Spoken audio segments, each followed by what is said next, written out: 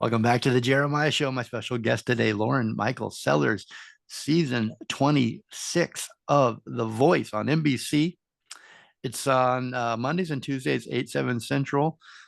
Lauren Michael Sellers referred to her performance that is airing tonight. Well, we're recording this show. So if you're listening to this, it would be the last episode that was up on Monday and Tuesday on the 25th here. Today is the 25th. So check that out. I can't wait to see that. That sounds like you had such a great experience. I can't wait to see how it translates, knowing what I know now. So exciting. You're on The Voice. You're not there yet. How do you get to The Voice? How's it start for you? How does your journey begin? And how long have you been watching The Voice, by the way? I think I've been watching The Voice probably not diligently enough, but off and on like for several years just because I've seen people that I know that have been on it or people that I really admired their vocal abilities and just you get invested with those certain individuals. You're like, okay, I got to go check in and see how they're doing. But yeah, I don't know, off and on for probably as long as it's As aired. long as it's been on, yeah, Yeah. it's been on a long time. And it just seems to be getting better and better for me anyway. So let's talk about it. So how's it all begin? How's it start? Someone reach out to you? Do you reach out to The Voice? So, funny story. I moved to Nashville about 3 years ago, and it'll be 4 years in January. I wanted to really, stop making excuses and try to really go for my music, especially after leaving my ex leaving me, my ex fiance leaving me. I was like, okay, it's no more excuses. We got to go. You've been distracted too much. So I moved here to Nashville, and for the past 3 years, I had been getting emails um, from the voice casting, but I did not think that they were real because I'm from that generation of like, okay, you get spam emails the Nigerian prince and princesses, and like that's not Right. a real thing. You have to Don't audition. click that link. Right. And nobody from The Voice is gonna ask little old me like like I was nobody. And Well, I you was like, were obviously you were somebody. How do they find you? Like, I don't I think from probably social media, I never asked. And honestly, I just chalk it up to being like a gift from God, but for the past 3 years they had been emailing me and I had never responded. And I felt so bad about it because I didn't think it was real. But this past year, about a year ago, actually this January, I showed somebody that I was writing with that's in the industry, and I was like, "Hey," I said, "Will you believe this? Like, I get all these fake emails all the time. I wish this was real." And she looked at it and said, "It is real. And you've been having these emails, getting these emails for the past couple of years, it looks like." And I just looked, shocked. I was like, I feel so bad. She's like, "Well, you need to get on that. Go ahead and contact them and, see what they want." And that's where it started is I just asked, "Hey, what do I need to send you?" And like, is it too late? And I started sending in things they wanted. And um, it just kept, we kept going through different levels of okay, here's the next level. And like on my birthday or that week of my birthday, I found out I was, going on to blinds. And then there, of course, they always say, no, gotta wait. Like we don't know how far you'll get or full cut. And it kept going and kept going. And then May came around and it was like, okay, you're gonna leave here in a month. And I was like, if you don't get cut, and I was like, okay. And then you go, and it's just wild. Each time you just pray, you get past the next thing and the next thing and the next thing, and you just know you have to show up and do exactly as best you can. So it's well, just Hollywood likes when you play hard to get. So you probably helped your chance unintentionally there did too. that. Yeah. Why won't she respond to us? Everybody responds to us. Um, That was a goof. so what did you what has the journey been like for you? It sounds like it's been exciting and it sounds like it's been a cliffhanger, It but has. for you personally, what's it been like? Is it validation to that little girl in second grade who was singing? Oh, hugely. I think especially too because like I had said earlier, I had planned on doing something like this or really in my head had planned being a much farther along about 10 years ago. And I got distracted by a boy and by staying in a place that I probably shouldn't have stayed and doing things that I wasn't meant to do or wasn't my necessarily my gift, but I learned to do.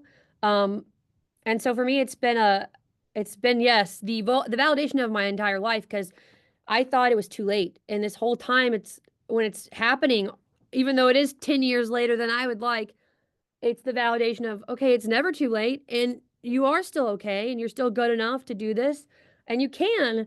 Um, so I just like each time was like, okay, let's keep going. One more step, one more step. Like, don't look behind, don't look ahead, just keep stepping forward. Yeah.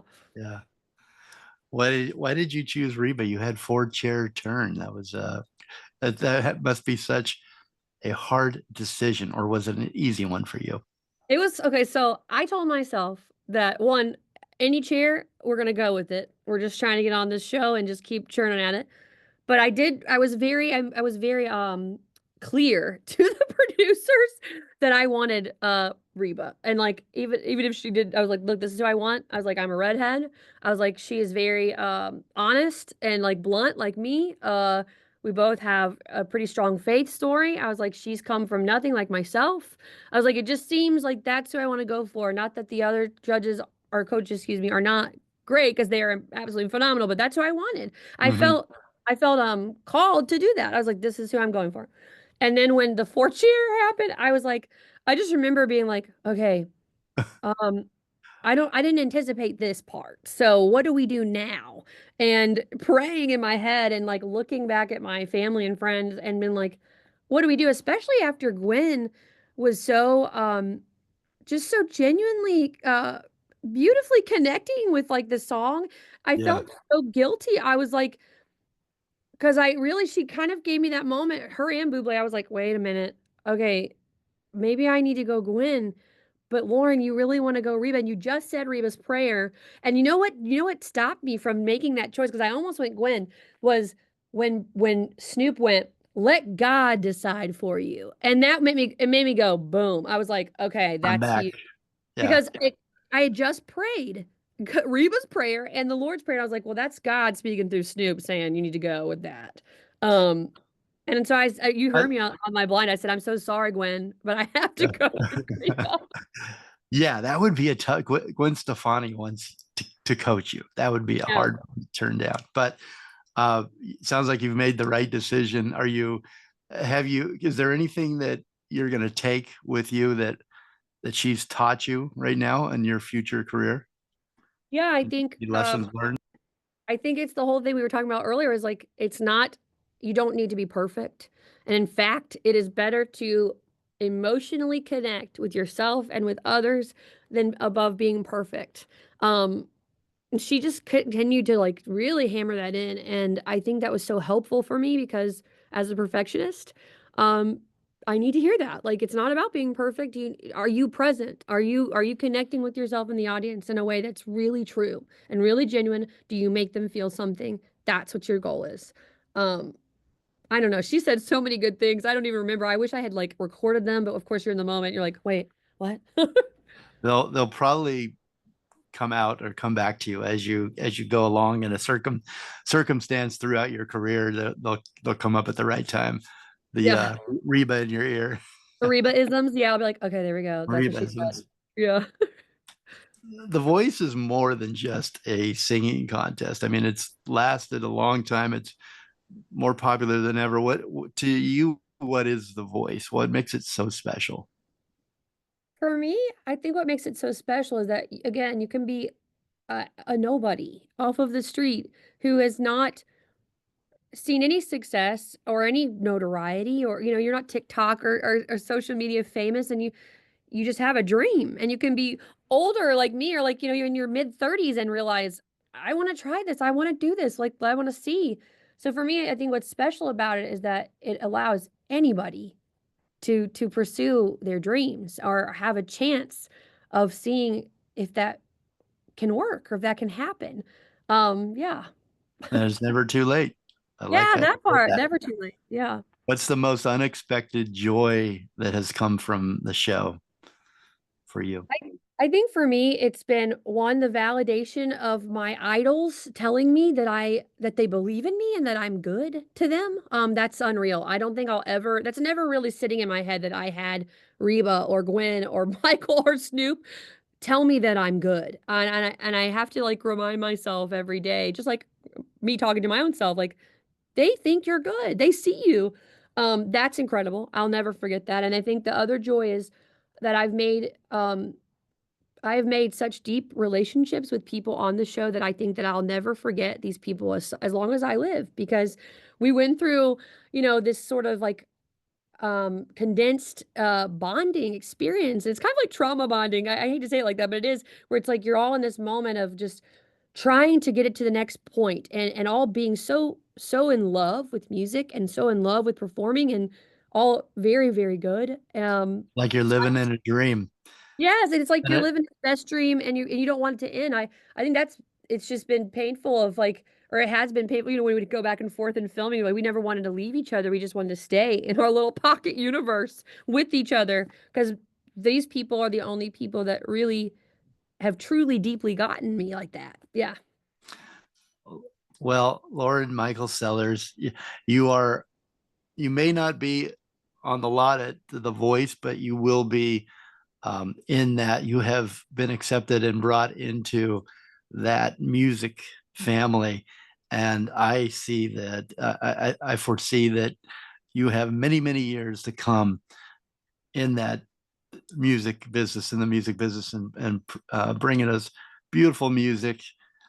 You made it. So congratulations, Lauren Michael Sellers. She's my special guest today, again on NBC's The Voice season 26, Team Reba. Season 26 on NBC's The Voice is on Mondays and Tuesdays, 8, 7 Central. And you can stream it or watch it on Peacock the next day. Michael Bublé, Gwen Stefani, Reba McEntire, and Snoop Dogg search for the country's best singers on season 26. NBC's The Voice, Mondays and Tuesdays, again, 8, 7 Central, and streaming the next day on Peacock. Lauren Michael Sellers on Instagram, TikTok, and X at Lauren Michael Sellers. On X, she's at Lauren_Michael X. And we'll be right back. Don't go anywhere, because we're going to play the featured single from Lauren Michael Sellers. It's called Hold On To Me. That's coming up next.